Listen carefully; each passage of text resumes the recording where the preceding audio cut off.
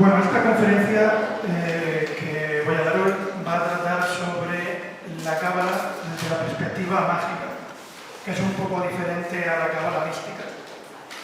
Quizá es la que la mayoría de personas interesadas en la cábala aquí conocen, o tal vez la que más sabe sobre la cábala mágica. Como me voy a centrar en cábala y en magia, no me voy a ir a la cábala hebrea, por así decirlo, sino que me voy a involucrar más con la cábala hermética. Antes de nada, explicar un poco que la cábala, si bien está claro que sus raíces son hebreas, es decir, fueron los místicos judíos como Luria, como Abulafia, los que promueven esta sabiduría y este conocimiento, hay que tener en cuenta que la cábala, lo que es en la práctica cabalística, tiene influencias gnósticas y neoplatónicas. Entonces no es únicamente algo que pertenezca a los hebreos o a los judíos. Bien, hay mucha gente que lo cree así, pero al final es un conjunto de conocimientos que engloba a muchas culturas, no únicamente a ellos.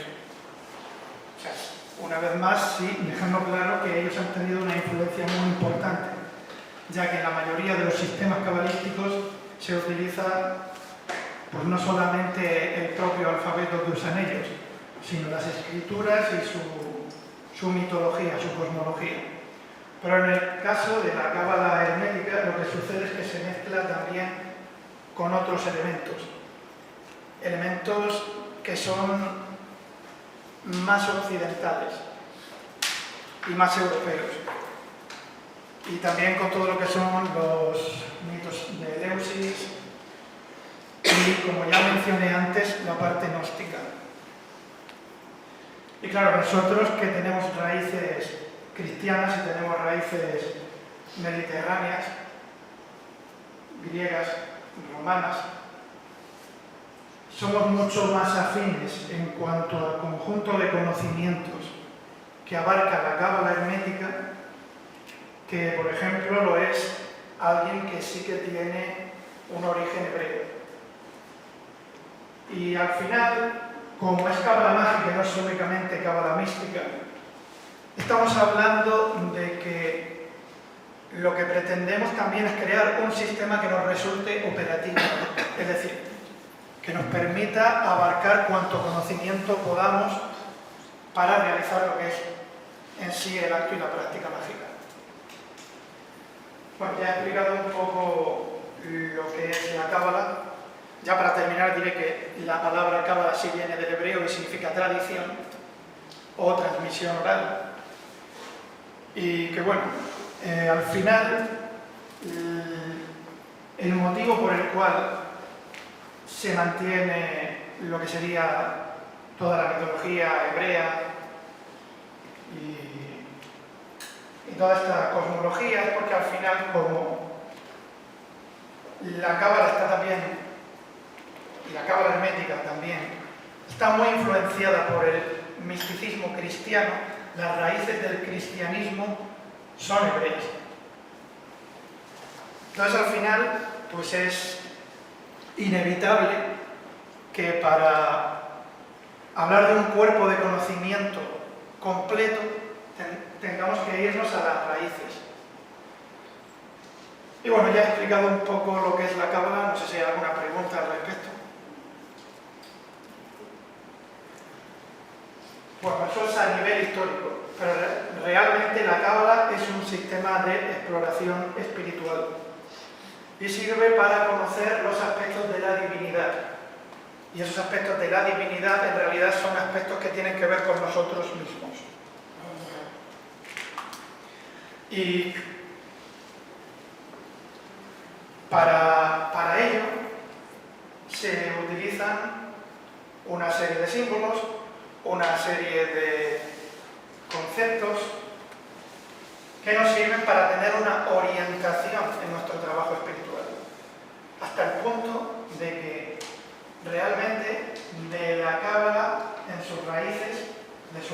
raíces han surgido otras muchas cábalas que algunas no tienen nada que ver ni con el cristianismo ni con raíces judeocristianas. Eso lo veremos después. Ahora que he explicado un poco sobre la cábala, así voy a seguir con lo que tiene que ver con la magia. ¿Qué es la magia? La magia, la última definición más aceptada que tenemos sobre ella es la ciencia y el arte de provocar cambio en la realidad en conformidad con la voluntad.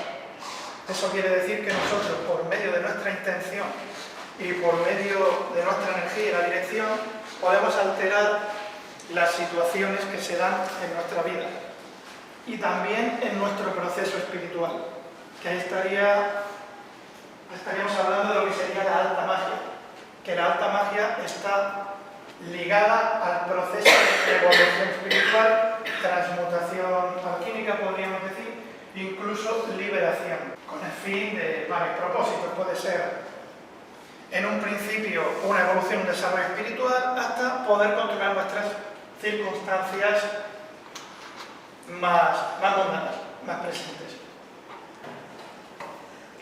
Bueno, este diagrama que tenemos aquí es el diagrama que todo el mundo conoce, ¿no? Es el árbol de la vida. Bueno, aclarar que, siguiendo toda lo que es la cosmología cabalística, es decir, todo el tema de las letras hebreas, las correspondencias, la gematría y todo eso, sí es de origen rabínico, que al final es una interpretación del Zohar, que lo que narra básicamente es cómo Dios o el Creador, con los 22 sonidos y los 22 letras, creó el universo y le dio forma a todo. Esa es la historia que nos cuenta el Zohar. Y de ahí sale un texto muy interesante de un rabino anónimo que se llama el Sefer Yetzirah. En el Sefer Yetzirah lo que nos encontramos son las 22 letras hebreas con unas correspondencias, con unos símbolos, con unos valores, que eso va a dar lugar a lo que se llama la gematría. Y aquí podemos ver que hay una influencia ciertamente pitagórica.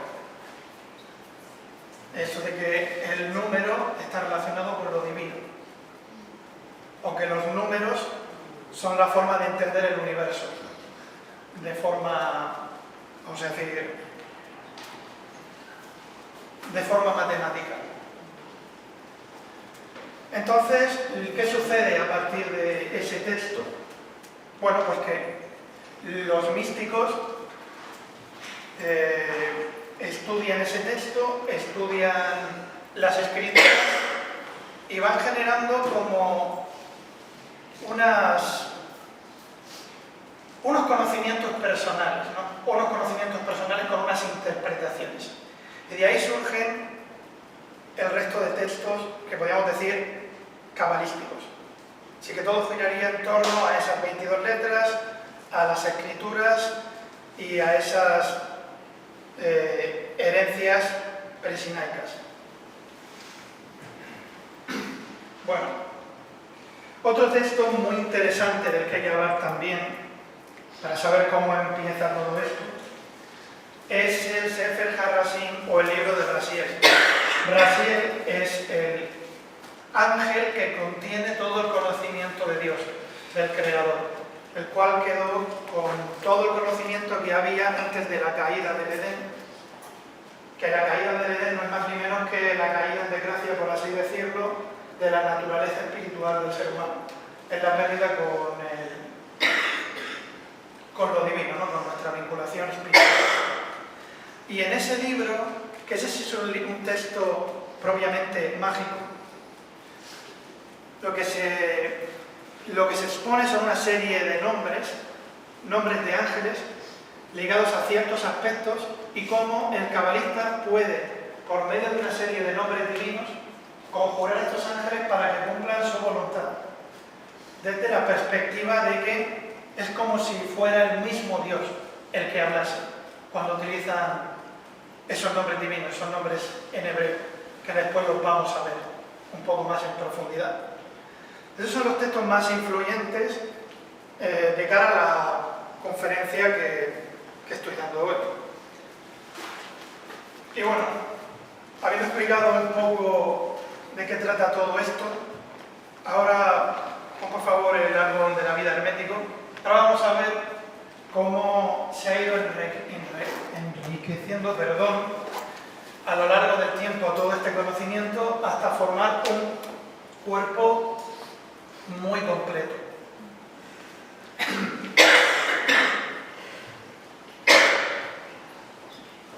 Primero decir que este diagrama en concreto pertenece a la orden hermética de la aurora dorada, que es el sistema más completo que existe de magia hermética y que produjo, de hecho, una revolución en todo el ocultismo y el esoterismo post-victoriano. Es decir, si no hubiera sido porque existió esta orden en la Londres victoriana, muchas de las cosas que nos han llegado hoy a la espiritualidad moderna no las tendríamos. Veríamos las cosas de una forma completamente diferente. Todo este renacer espiritual en parte se le debe a la aurora dorada y en parte a la teosofía. Pero bueno, la aurora dorada o Golden Dawn es indiferente. Vale. ¿Por qué es tan interesante este diagrama? ¿Y por qué como personas que no somos hebreos como tal, que no hemos nacido, no sé si hay alguien aquí que lo sea, pero yo no lo soy, que hemos nacido más bien en unas raíces, una cultura más bien cristiana, humana? ¿Por qué es interesante este árbol? Porque este árbol digamos que concentra todo lo que es un conocimiento esotérico muy amplio. De ahí nos podemos encontrar desde las propias séfiras, que ahora voy a explicar, hasta los 7 planetas de los antiguos, que recordemos que antiguamente se conocían 7 planetas, que eran el Sol, la Luna, Marte, Mercurio, Júpiter, Venus y Saturno. Neptuno, Urano y Plutón no se conocían, porque no se podían observar. Luego se conocían los 12 signos del zodíaco, las constelaciones, y se conocían las estrellas fijas. Bueno, por favor, vuelve al diagrama del árbol de la vida hermético. Sí. Aparte de eso, el árbol de la vida está compuesto de 10 sefirot, en plural, séfiras, y de una undécima que es Dat, que de eso hablaré ya al final. Y aparte de eso hay 22 senderos que se llaman los 22 senderos de gloria, que conectan a las diferentes sefirot. ¿Vale? En esas sefirot, estos iniciados de la orden hermética, de la aurora dorada, colocaron los 22 arcanos mayores del tarot en cada una de las séfiras, o sea, perdón, en cada uno de los senderos. Y eso también nos da un abanico muy amplio para poder interpretar realmente a un nivel más profundo el tarot, relacionándolo con las letras hebreas y relacionándolo con aspectos de la divinidad o potenciales ocultos.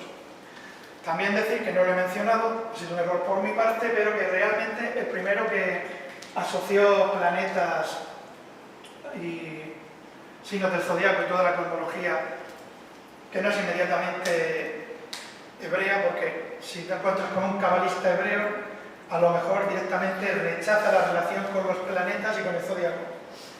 Pero para nosotros es muy útil, porque al final lo que nosotros necesitamos es un sistema espiritual que nos ayude a comprender la totalidad de la experiencia espiritual que nosotros transitamos. Bueno, decir que la primera persona que asoció a los arcanos mayores del tarot los senderos fue Eliphas Levi, que fue un mago francés, que por cierto fue excomulgado por la propia Iglesia después de haber intentado unificar lo que era la magia con el cristianismo, con la religión, pero bueno, en aquel tiempo en el que vivió él, pues no se le vio con buenos ojos y se le vio como un hereje, pero gracias a él, la orden hermética de la aurora dorada también pudo crear su sistema. Estos de alguna forma hicieron una síntesis de todo el conocimiento, cogieron elementos teosóficos, cogieron elementos gnósticos, como ya dije, pero bueno, para no enrollarme más, porque ya me estoy yendo demasiado a la parte histórica, vamos a ir a lo que es el tema en cuestión, el árbol de la vida.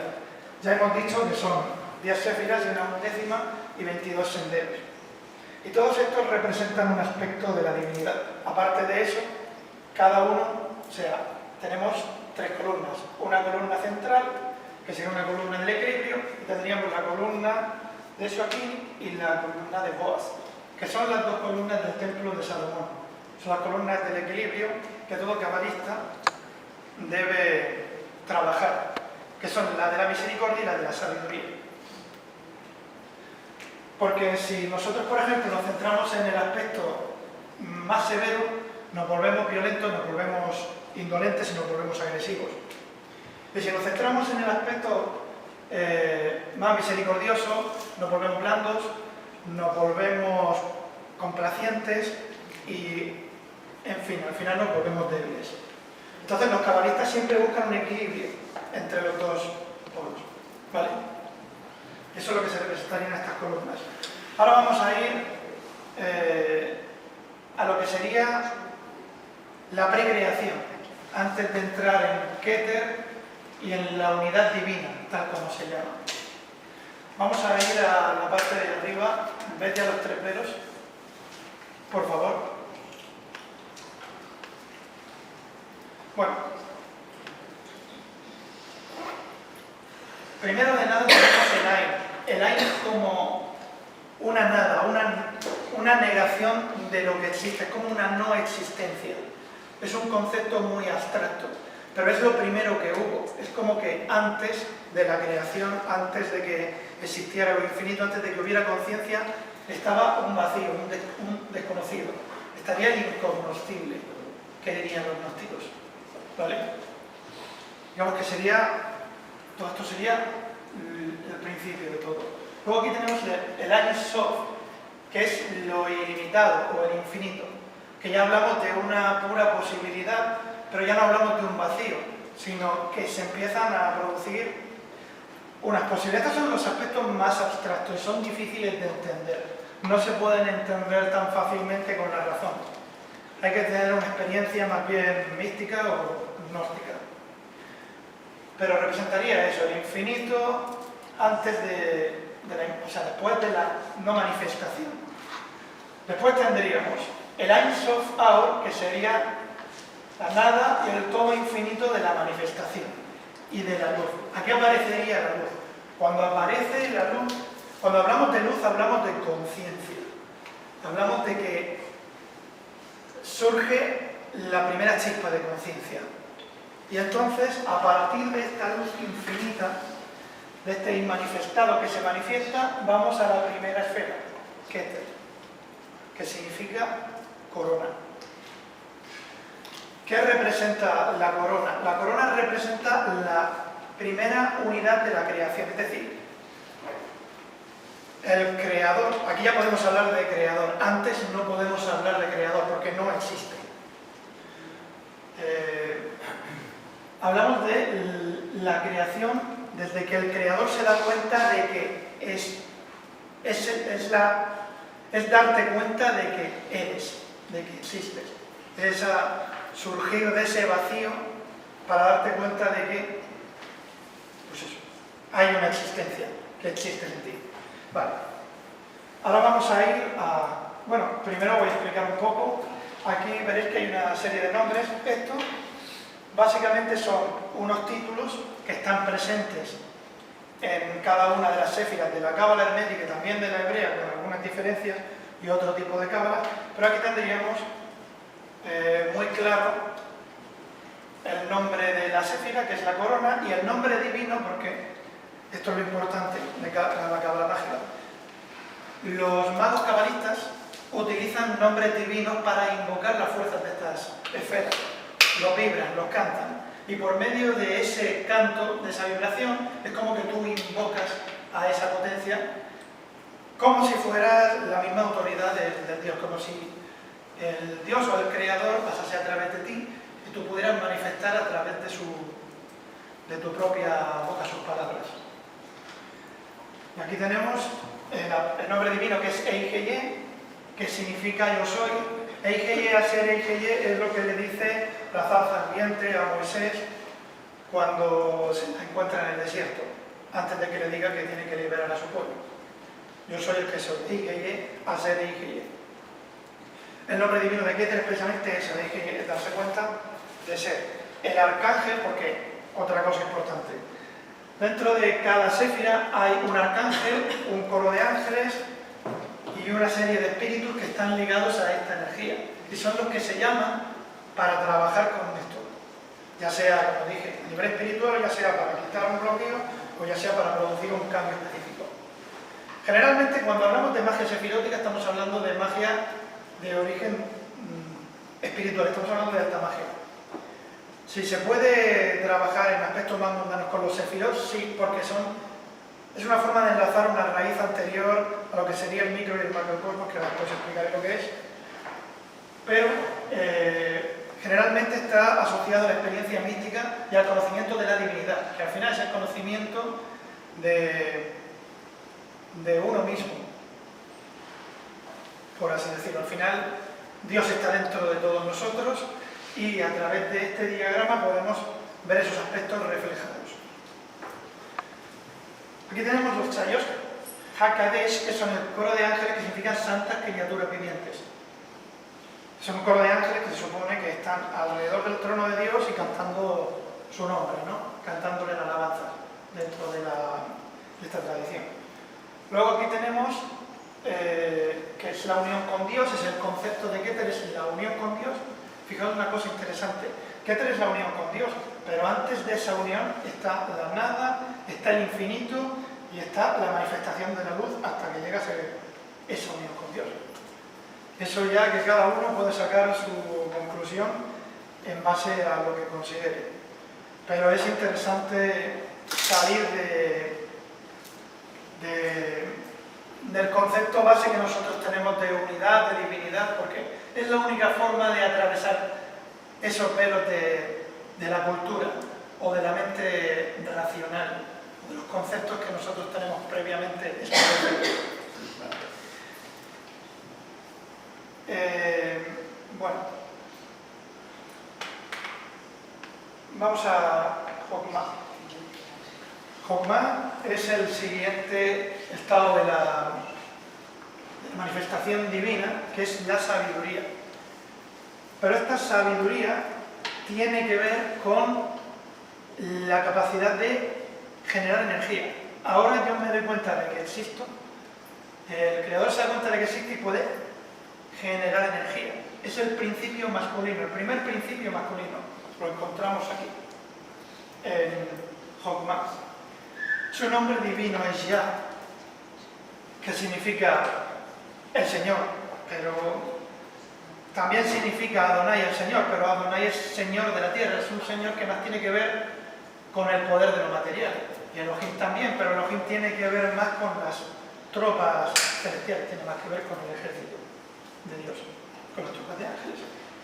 Y bueno, aquí encontramos el coro de ángeles de los Aufanim, que son las ruedas, son estos ángeles que a lo mejor si habéis visto las imágenes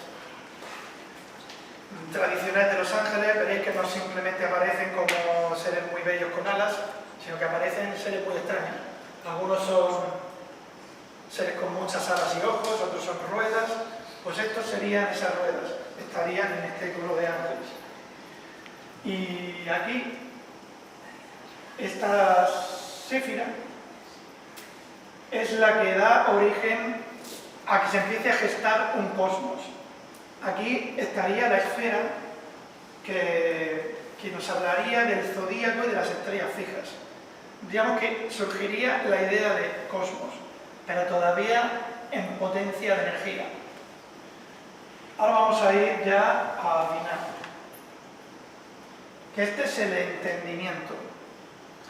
Cuando hablamos del entendimiento, hablamos de que el primer principio femenino dentro de la Cábala. Ya hemos salido de Jochma, de la sabiduría, que es el primer principio masculino, y ahora vamos al principio femenino. ¿Y qué hace el primer principio femenino?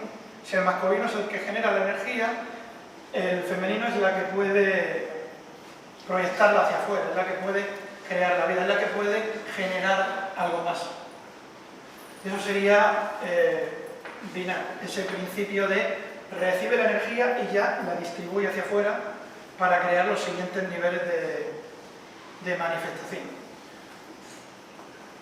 Bueno, el nombre divino de Binah es Yo Jehová Elohim.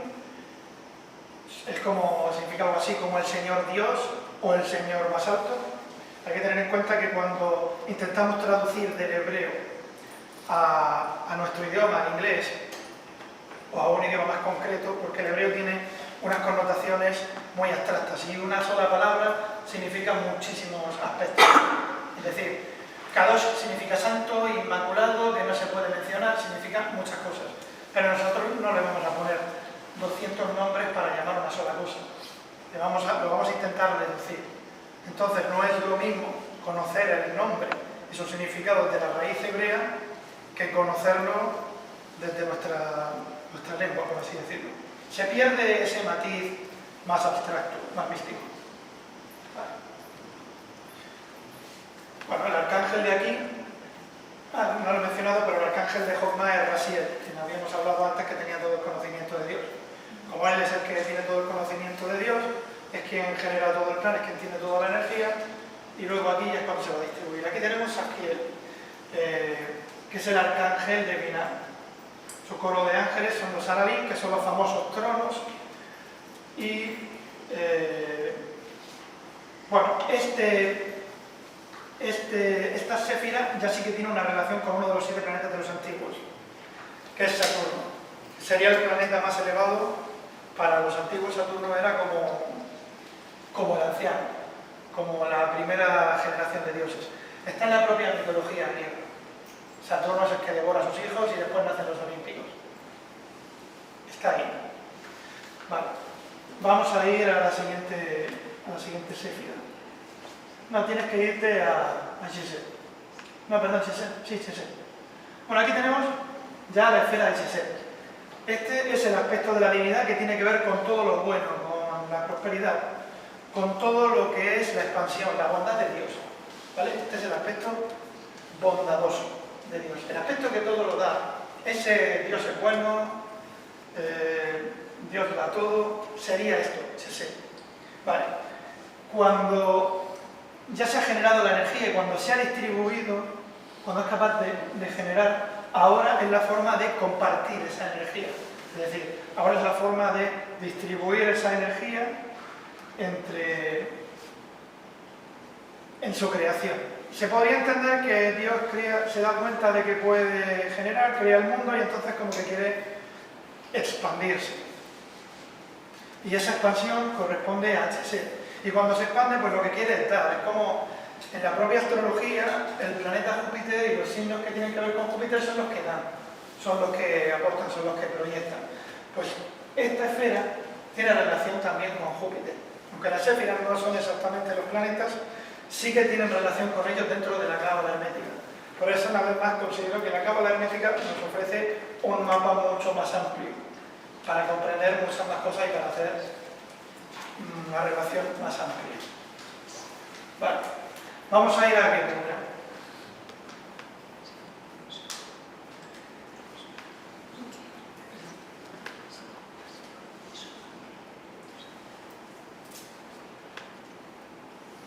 Aquí tenemos Geburah, que es la séfira de la severidad. En esta séfira es el aspecto castigador, el aspecto limitante, el aspecto destructor de la divinidad. Como ya hemos dicho antes, para los cabalistas, la misericordia sin equilibrio es debilidad y lleva a que pues, uno se vuelva blando y el cabalista busca el equilibrio en todos los aspectos de su vida. por así decirlo. Este es el aspecto que tiene que ver ya con lo más severo, con lo más fuerte, con lo más crudo, también con la guerra y con la separación. Por eso también tiene relación con Marte. El nombre divino, bueno, no he mencionado el nombre divino de Chesed antes, pero básicamente es él, el arcángel es Zadkiel y los coros de ángeles son los ángeles. Y ahora vamos a ver, voy a seguir con esto, que me olvidado un poco, disculpad. Tenemos Elohim Gibor, que significa Dios poderoso, o Dios de las batallas, el arcángel es Camael, el coro de ángeles son los serafín, la serpiente de fuego, y pues lo que ya he dicho, esto tiene que ver con la severidad, la separación, la dureza y está relacionado con el planeta Marte. Vamos a Tiferet. Vale. Tiferet es ya un punto de inflexión entre la cábala más tradicional hebrea y la cábala hermética y las cábalas que vienen de la hermética. Como bien sabéis, la diferencia principal entre los judíos y los cristianos es la figura del Mesías. Entonces, Tiferet nos habla de esa energía que llamamos energía crística, lo que llamamos el iluminado, el Buda. Tiene que ver con ese aspecto de la iluminación, tiene que ver con ese rol solar de Mesías, de Salvador o de persona iluminada. Tiferet significa belleza, pero desde el punto de vista de la cábala, la belleza no tiene que ver con algo que es bello a la vista, la belleza tiene que ver con la pureza, tiene que ver con ese estado de iluminación. Y aquí tenemos el nombre divino que es Yod-Heh-Vah-He o Jehová Eloah Vedat, que significa Dios del conocimiento de la manifestación.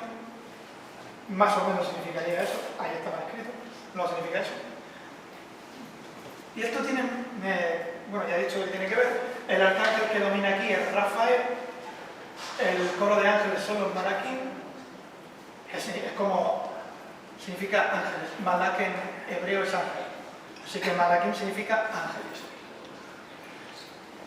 Y bueno, y como ya dije, esto tiene que ver con la esfera del Sol, con el planeta del Sol y con los estados de iluminación. Para un cabalista, cuando una persona tiene una visión mística, una visión de un santo o de una iluminación, siempre tiene lugar en esa esfera, en Tiferet. Es la esfera de las iluminaciones místicas. No es Keter. Mucha gente piensa que lo más alto es Keter, si lo más alto es Keter, pero Keter es el ser, es el saber del Creador, no es el estado de iluminación. Porque eso surge surge descendiendo. Dios no necesita iluminarse. ¿Vale? ¿Se entiende? Sí. Bien. Vamos a ir a Neshá. Vale. Vale, Neshá, la esfera que se llama Victoria. Neshá tiene que ver con la generación o la capacidad de las dos polaridades para unirse y generar cosas. Pero no tiene que ver con la creación, simplemente con el principio, o sea, con la manifestación como tal aquí. Tiene que ver más con el aspecto de las polaridades y su capacidad para unirse. Tiene que ver con el principio del amor, la unión, y tiene relación con el planeta Venus. Aquí tenemos el nombre divino, que es Jehová Sabaoth, que significa Dios de las huestes. El arcángel es Janiel. Y el coro de ángeles son los Elohim, que significa dioses, en plural. Elohim es el plural de Dios.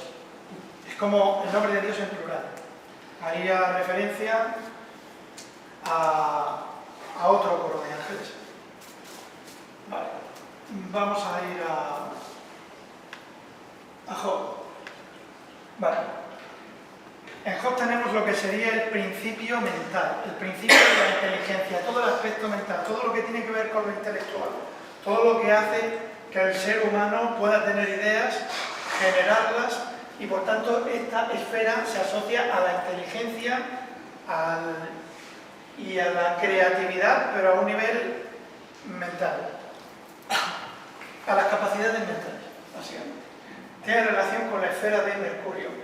El nombre divino es Elohim Sabaoth, el arcángel es Micael y el coro de ángeles son los Beni Elohim, que significa algo así como los hijos de Dios.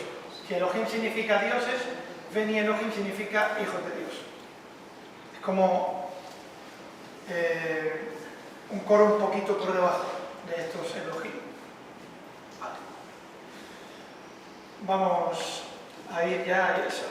Vale, aquí es donde ya nos empezamos a acercar más a los muy abstractos y los experimentamos precisamente a través de los reflejos en esta esfera, que es Yesod. Yesod significa fundación o fundamento y tiene que ver con el plano energético o astral. Es decir, Yesod es la esfera astral. El nombre divino es Shaddai El-Kai, que significa Dios poderoso, Dios viviente. El arcángel es Gabriel, el coro de ángeles son los querubín, significa los fuertes, y el planeta con el cual tiene relación es la luna. De ahí a que pues el plano astral se relacione con la esfera del Sol. Ahora vamos a ir ya a Malkut. Y aquí llegamos al mundo que nosotros habitamos, a Malkut, que se encuentra en Asia, donde se encuentran los 4 elementos naturales, y es donde da manifestación el mundo físico desde la perspectiva cabalista, descendiendo desde el principio del árbol hasta el final. Esto es lo que habitaríamos nosotros, el mundo terrenal, el mundo de la materia, pero no solamente sería el mundo este de la Tierra, sería todo el universo, todo lo que tiene que ver con la materia y sus extensiones.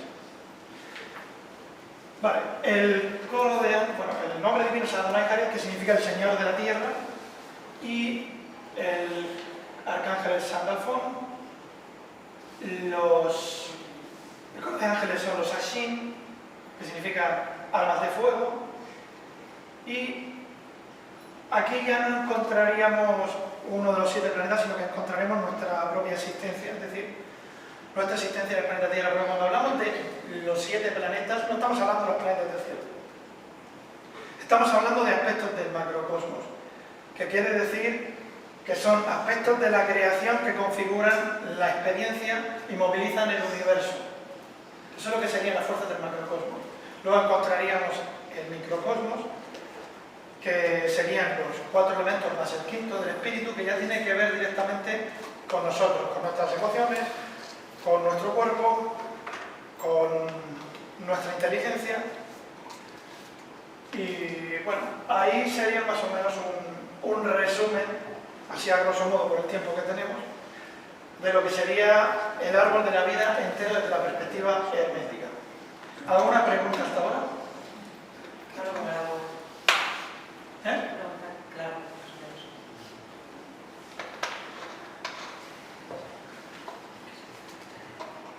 ¿Sí? Era una pregunta, o sea, no sé si es que me separado de responder, pero al ver este diagrama yo estoy descubriendo la Kabbalah, pero lo veo como un parecido al diseño humano, que por lo que explicas históricamente, me imagino que la Kabbalah será antes que el otro, pero tú sabes si hay alguna relación entre esos dos sistemas. Al final, siempre que una persona busca la sabiduría y el conocimiento, busca una forma de acercarse y busca también una forma de solucionar las situaciones que tenemos en el mundo, porque aparte de, pues existen los místicos ascetas que simplemente se centran en la meditación, en la contemplación, pero para el cabalista y sobre todo para los místicos de Occidente, la cosa cambia. Porque nosotros sí tenemos una espiritualidad que está también más enfocada en el mundo material. Entonces, son cosas que están en la naturaleza. Entonces, el diseño humano es otra forma de acceder al conocimiento o de trabajar ciertos aspectos que nosotros necesitamos, tanto a nivel espiritual como en nuestra vida mundana.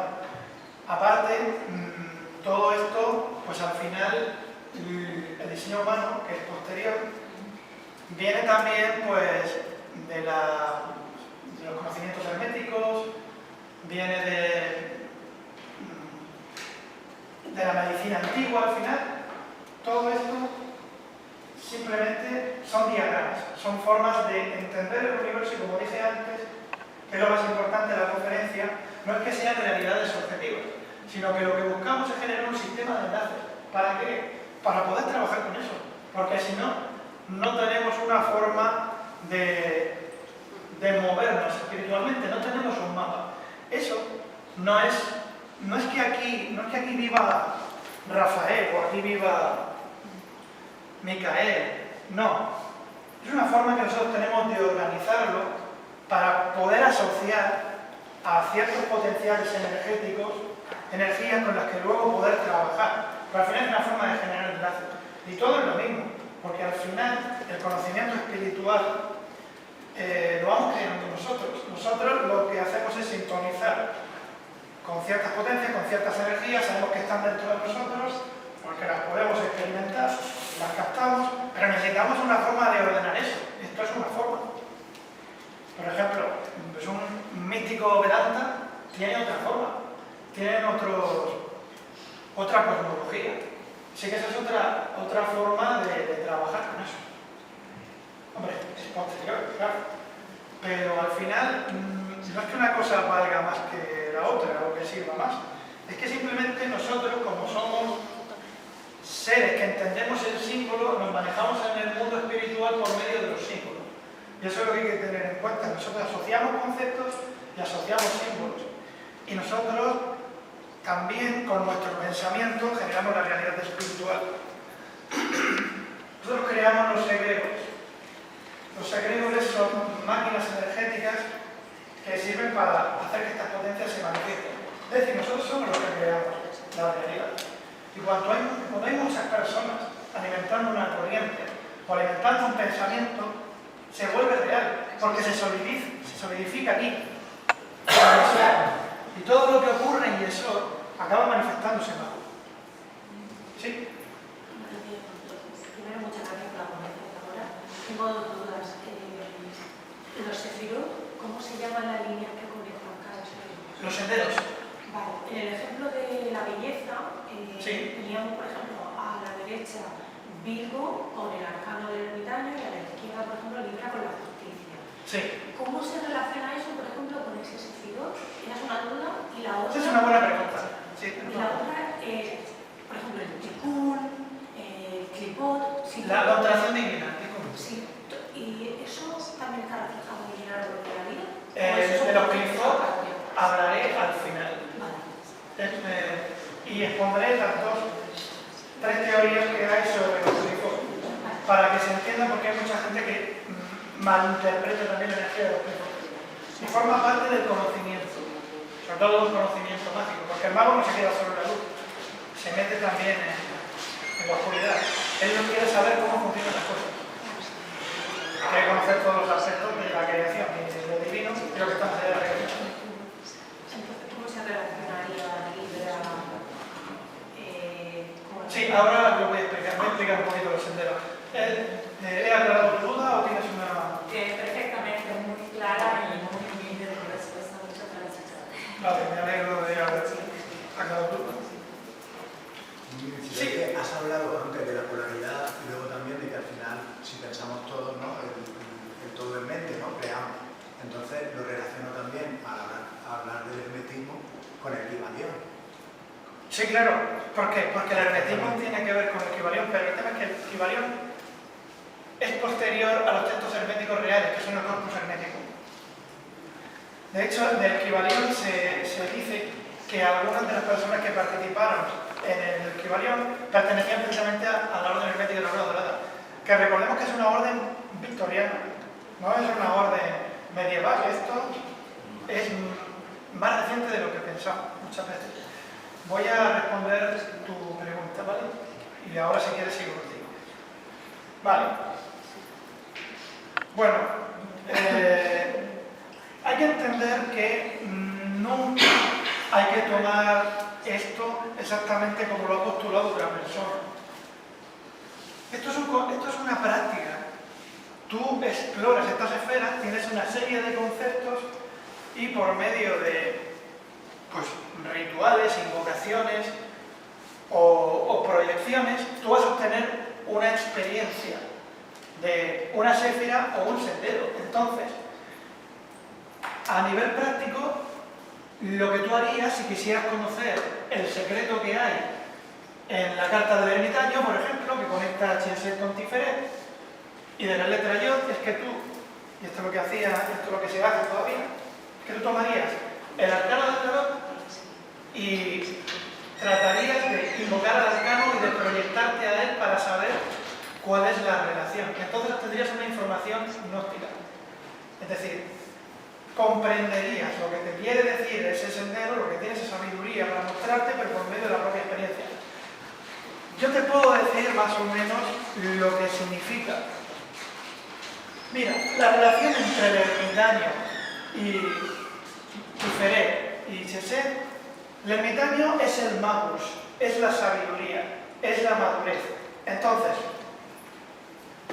el iluminado, podríamos entender que tiene que ver con que la iluminación tiene que llevar también a que sea una persona no solamente iluminada, porque la luz trae también una inflación muy fuerte de la presencia, del ego, de la propia capacidad del poder espiritual, porque una persona que es capaz de acercarse a Tiferet tiene un enorme poder espiritual.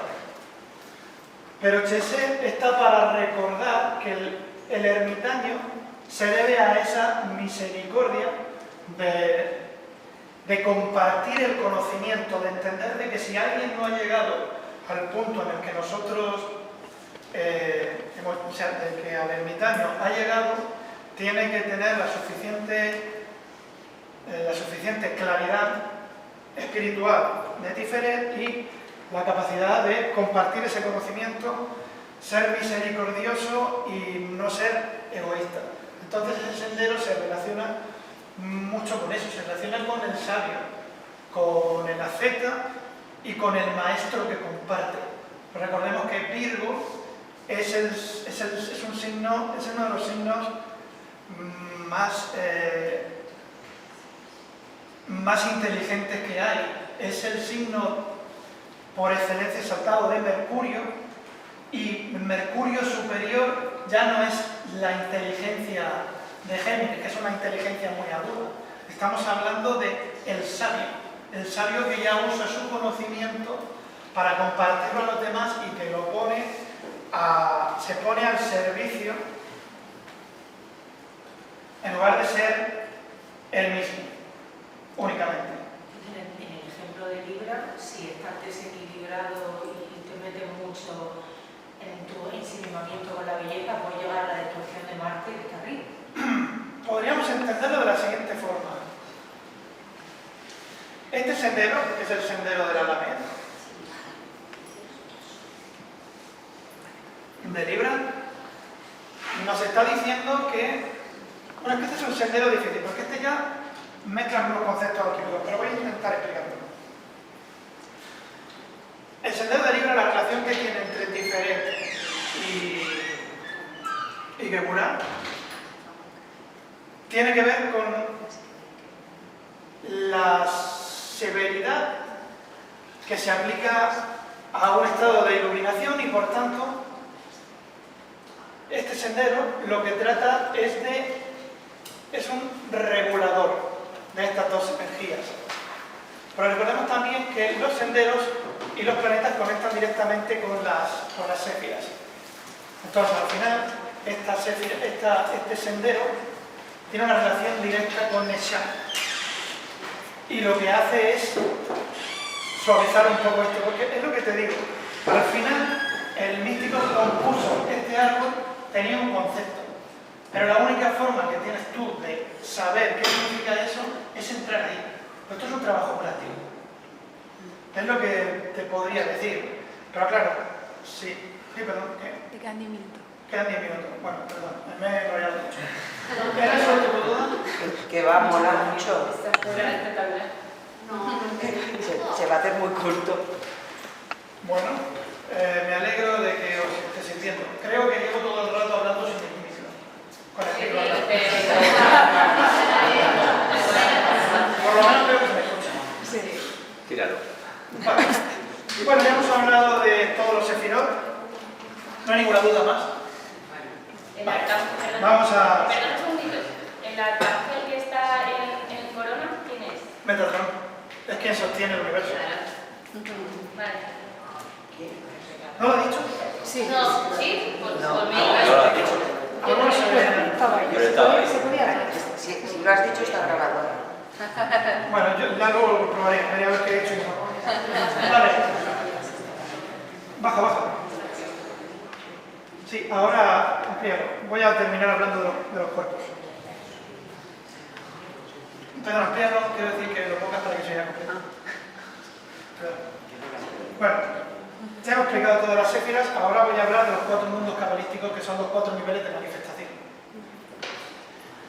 Empezando por Asia, que es el plano de la materia, que es donde está Malkut, Yetzirah, que es el plano que contendría únicamente, y eso, que es el plano astral, es el plano de la formación. Malkut, Asia significa como presente, Malkut significa el reino, como ya dije, y Yetzirah significa formación. Por eso Sefer Yetzirah significa libro de la formación. Vale, luego tendríamos Briah. No he dicho nada. Perdón. El plano astral, las imágenes astrales, todo lo que tiene que ver con los sueños, todo lo que tiene que ver con aquello que nosotros podemos percibir en nuestra experiencia más onírica o más de ensueño, sería aquí, sería eso. Luego, tendríamos Briah, que es el plano mental. Briah ya tiene que ver con la mente creadora. Tiene que ver con esa generación, o sea, esa formación de la idea, pero que todavía no llega ni al plano astral ni se manifiesta. Ese sería el plano mental, que muchas veces se le llama. Y luego tendríamos, y bueno, en Briah, perdón, estaría ya Tiferet, Hod, Meshach, Chesed, Geburah, Binah y Jochmah. Ahí eso sería Briah, todo eso. Ahora iríamos a Keter. En Keter está Atzilut, que ese es el plano arquetípico. Es decir, antes de que exista lo mental, existe la idea del arquetipo, que es como el principio, porque si el arquetipo no existiera, no tendría las ideas dentro del arquetipo. Es el plano, por así decirlo, el arquetipo, es que no tiene otra forma de decirlo. El arquetipo viene de arche, que significa principio. Vale, otra cosa importante. En cada uno de los planos mora un tipo, o sea, se le asocia a un tipo de fuerza espiritual. En Asia estamos nosotros, los muertos y los demonios. En Yetzirah están los ángeles. En Briah están los arcángeles. Y en Atzilut estarían lo que son las deidades, las divinidades, lo que podríamos llamar demiurgo también. ¿Vale? ¿Voy a repetir? Sí, dime, ¿qué quieres que repita? No, pero lo último que has dicho, no lo he entendido. Sí, que en Atzilut ya tendríamos lo que son los dioses, que estarían por encima. Tendríamos lo que llamamos también demiurgos, cosmocratores. Esos estarían en Atzilut, ya serían inteligencias arquetípicas de la perspectiva de la cábala, porque recordad que esto es simplemente una forma de explicar las cosas y hay otras muchas, y hay muchas cábalas. Pero como podéis ver, esta es muy completa porque lo relaciona todo, es que relaciona. Si no te zodíaco, relaciona, ¿sí? Como lo estoy diciendo, que relaciona todo, yo la primera vez que lo vi, yo le puse un elemento a cada cosa. Sí. No sé si realmente los Lo tiene, tiene. pero yo ya de por sí, o sea, cuando la vi es como, este elemento es este, entonces, pero no miré más allá de lo que yo vi, o sea, me lo creí, lo que yo vi, es como, ya lo sé. No, a ver, sí, mira, los elementos en su estado natural, en su estado que dirían los alquimistas burdos, están aquí. En el mundo de la materia. Pero es que luego dicen No, es que... los herméticos que los... Lo dejo aquí estudiar porque es que no lo estoy usando. Luego los herméticos dicen que los elementos en su estado puro se encuentran en los 4 mundos, cada uno en el suyo. Esto es muy interesante porque también se relaciona con el tarot. Se relaciona con las figuras de la corte. Así que imaginaos todo el sistema, lo completo que es. Amplía, por favor. O sea, sí. Que se vea. Que se vea. Vale. Los elementos. El fuego sería el elemento primordial, estaría en el siluro. Fría sería el elemento agua, serían aunque el aire es el elemento mental, es el plano mental, siempre se hace una inversión entre aire y agua como para generar un equilibrio. También porque ellos tenían este sistema. Si tú te vas a otro sistema verás que a lo mejor aquí está el aire en vez del agua, pues se considera el aire el soplo divino. Pero bueno, nos centramos en esto. Tiene que ver con el agua, y el Sirá tiene que ver con el aire, y luego finalmente Briah tiene que ver con la tierra. En el estado más puro, por así decirlo. Para los cabalistas herméticos y los iniciados de la Golden Dawn, como la dorada, era así. Vale. Sí, vale.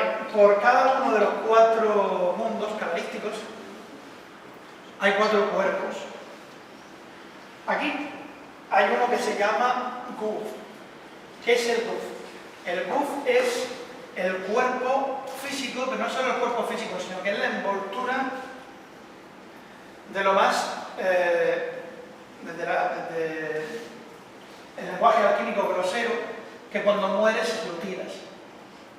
Y es lo que son la mayoría de los muertos con lo que la gente contacta. Es muy difícil realmente que haya un espíritu o un alma aquí dando vueltas, no es tan fácil. Lo que hay es un residuo que se va apagando, según los cabalistas,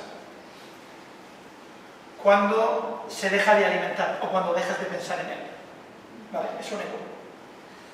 Luego sobre esto también con los Clifford, pero a eso vamos a hablar después. Vale, aquí estaría lo que sería la Neshama, que es el cuerpo astral. La persona muere y la Neshama, que es el cuerpo astral, va como a la esfera de Yesod. Aquí tendríamos la Ruach, que es el alma. Es el cuerpo divino, el cuerpo solar, el cuerpo angélico. Muchos lo relacionan con el cuerpo solar porque dicen que es como un cuerpo de fuego, un cuerpo de luz. Luego tendríamos arriba la Yetzirah, que es lo que llaman la mónada, que es el ser divino, por así decirlo, es la unificación con Dios. ¿Alguna duda hasta ahora? ¿No?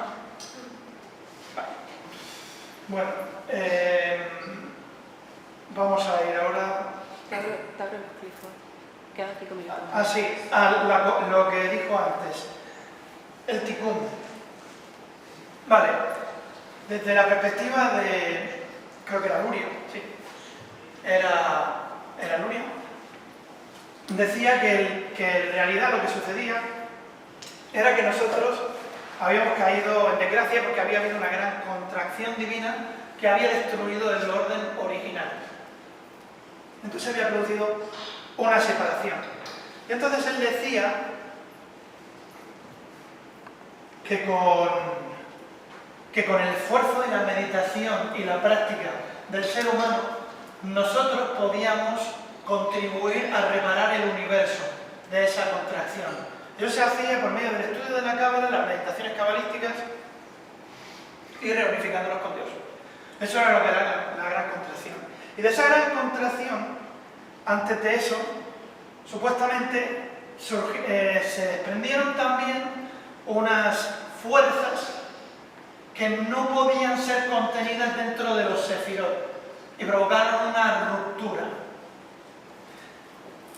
Aquí es donde vamos a Da'at, el abismo. Estas fuerzas, por algunos cabalistas, son vistos como fuerzas desequilibradas y para otros simplemente son vistos como fuerzas que no pueden ser contenidas porque son muy antiguas, muy abstractas, y eran fuerzas que directamente cayeron casi en su estado del aire, de la nada, del vacío. Y de ahí que algunos cabalistas no solamente que pertenecen a lo que se le llamaría actualmente como el sendero de la mano izquierda, sino algunos cabalistas del sendero de la mano derecha. ¿Vais a saber lo que es el sendero de la mano derecha y el sendero de la mano izquierda? El sendero de la mano derecha es el camino de la luz y el sendero de la mano izquierda es el camino de la oscuridad, que es una luz negra, ¿vale? Pero que no es grosería, no es oscuridad, no es bajeza, es otra cosa. Son fuerzas tan abstractas que son muy difíciles de comprender en su totalidad. Representan lo indescriptible, representan las partes negadas de nosotros mismos, representan las profundidades del inconsciente, ¿vale?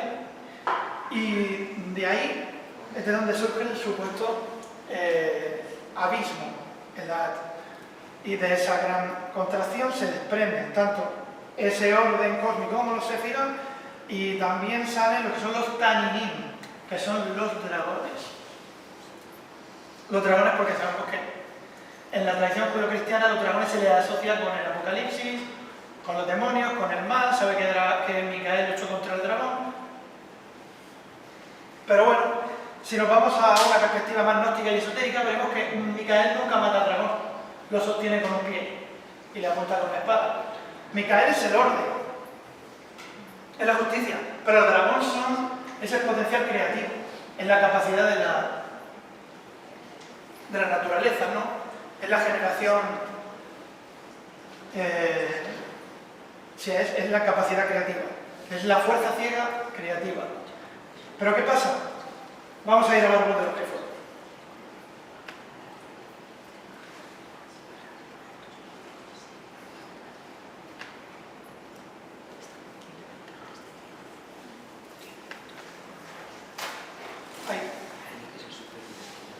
Aquí tenemos lo que se llama el árbol de las sombras, que es una contraparte al árbol de la luz. Aquí donde ya no asociaríamos ángeles, sino que asociaríamos demonios. También hay que entender lo que son los demonios desde la perspectiva. Los demonios no son ni más ni menos en sus nombres que los dioses desterrados de otras religiones cuando una religión toma el control. Es decir, que el cristianismo y todas esas fuerzas se convierten en demonios, ya no se pueden adorar más, son malos. A ver, es cierto que había algunos dioses de naturaleza un poco cuestionable o difícil de asimilar, ¿no? Pero bueno, estos representarían esos aspectos oscuros a los que no queremos mirar, y también es una parte importante en el camino del cabalista, y sobre todo del mago que se inicia en Cábala. Los hay que lo que hacen es simplemente explorar estos senderos para iluminarlos y convertirlos en luz, o para desterrar estos desequilibrios en caso de que se vean desequilibrios dentro de estas esferas, o los hay que eligen el camino contrario, que ellos piensan que no es la unidad de Dios, sino que es el vacío primordial y la oscuridad máxima, y la nada era el origen de la divinidad, era el origen de lo inconocible. Entonces hay gente que va por este camino. Es un camino espiritual como cualquier otro. Una de las cosas que la gente a veces no entiende es que nosotros tenemos una configuración judeocristiana muy arraigada, y a veces no somos capaces de pensar las cosas por nosotros mismos, no somos capaces de darnos cuenta que a lo mejor lo que nosotros vemos malo es porque no lo conocemos, no lo entendemos, no lo hemos experimentado, y porque tenemos al fin y al cabo tenemos una programación mental y cultural. La magia precisamente lo que busca es romper ese límite entre lo cultural y los conceptos previos que nosotros tenemos, porque con la experiencia directa con las diferentes esferas, celestiales, infernales, elementales y planetarias, tu mente cambia. Entiendes las cosas de otra forma. Ya no entiendes luz y oscuridad. Entiendes que las fuerzas están ahí y que cada cosa representa algo en específico. Y si está es porque tiene que estar. Es que está. Nadie puede negar que está. Entonces, si está, nadie puede llegar y decir no, es que no debería estar. No, es que está ahí. Es el otro lado del árbol. Es el otro lado de nosotros, de donde no queremos mirar. Ahí está. Bueno, pues yo creo que lo vamos a dejar aquí. Creo que ya me he extendido bastante. Había más preparado, pero al final se me ha ido un poco de tiempo. Así que bueno, muchas gracias a todos por venir.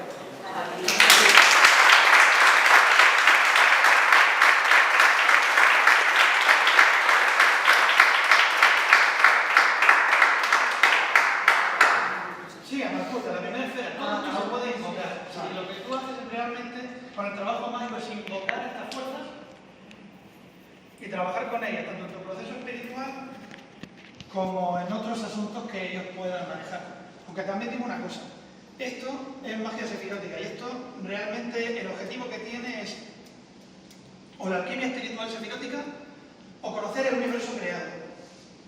Tanto para resultados más mundanos o más materiales, solo sirve cuando realmente hay que ocuparse de las cosas desde una perspectiva mucho más elevada. Cuando hay un bloqueo que ya tiene un nivel espiritual, ¿vale? Pero, por ejemplo, si tú quisieras trabajar con Malkuth, simplemente tomarías el nombre y dirías, en este orden, primero, en el nombre de Adonai Karet, lo podrías cantar o lo podrías decir con palabras. Pues con presencia, primero respiras, quietas tu cuerpo, te relajas, cierras los ojos, visualizas cómo te elevas hacia Keter, hacia esa unidad. Desde ahí dices, en el nombre de Adonai Karet y por el nombre del arcángel Sandalfón y el coro de ángeles Hashin, yo os invoco a vosotros fuerzas de Malkuth. Venid, descended a este lugar y a cumplir mi voluntad, que es la voluntad de Dios, por ejemplo. Esa sería una forma. Hay muchas más. Es una forma muy sencilla. Por ejemplo, en la Golden Dawn utilizan hexagramas. Pero el hexagrama simplemente es que tú trazas la estrella de 6 puntas, la estrella de David, que en la Golden Dawn la llaman hexagrama, no estrella de David.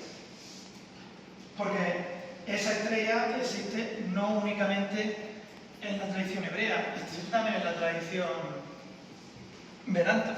Existe también la tradición tántrica. Está en muchas partes. Es que representa el símbolo del macrocosmos. Es el equilibrio de los planetas en el Sol. O sea, es un símbolo solar. Representa cómo todos los planetas giran alrededor del Sol y cómo mantienen el equilibrio. Porque recordemos que el Sol en la antigüedad era visto como Dios. El Dios de las religiones, la mayoría de las religiones siempre suele ser la luz, siempre suele ser el Sol, porque es el que da vida, es el que alumbra la noche y por tanto por eso se asocia a Dios de la luz. Sí, claro. Es que a nosotros, por lo menos a mí me ha metido en la cabeza que no hace falta, o sea, que podemos contactar directamente con Dios, que no hace falta tanta paz. No. Que podemos directamente, o sea, que no hace falta pero a ver si ni ángel ni nada, directamente podemos conectar con Dios y llegar a Él.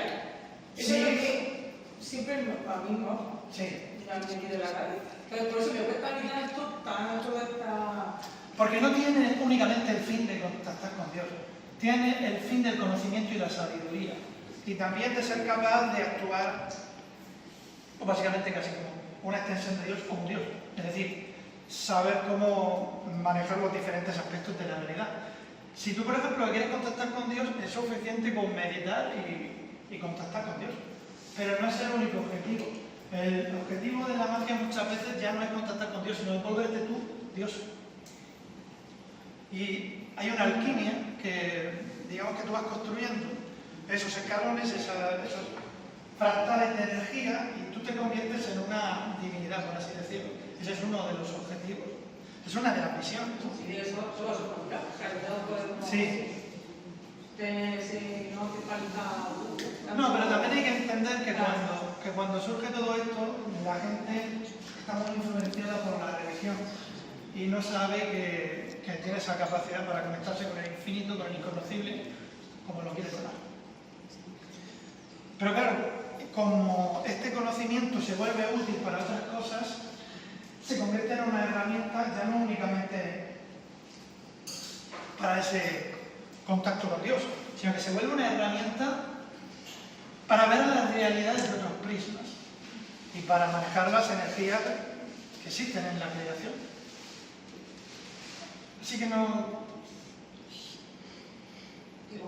más que Dios no hay nada, o sea... Es que, vamos a ver, si hablamos más que Dios, primero, el concepto de Dios es que no existe Dios.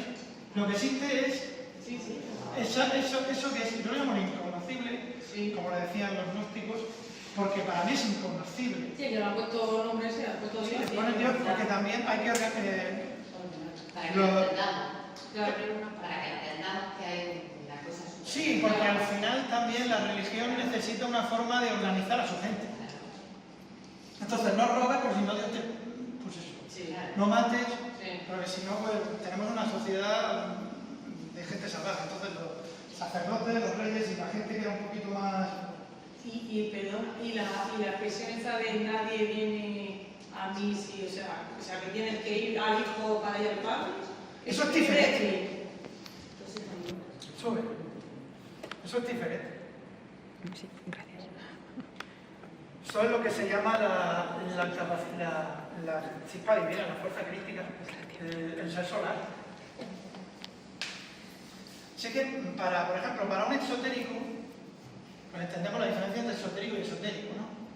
Exotérico es como que el conocimiento lo tomamos de los símbolos de afuera y lo tomamos, es más bien como lo hace la religión, y el esotérico es como lo hace un místico, un mago, cualquier persona que esté buscando en una espiritualidad un poco más personal. Desde el punto de vista esotérico, Cristo no representa a una persona crucificada en una cruz, representa a cualquiera de nosotros crucificado en los 4 elementos de la materia. Entonces, nadie viene al Padre si no es a través de mí, nadie viene al Padre si no es a través de esa crucifixión. Es decir, no puedes recuperar tu conciencia de ser divino si primero no te das cuenta dónde estás.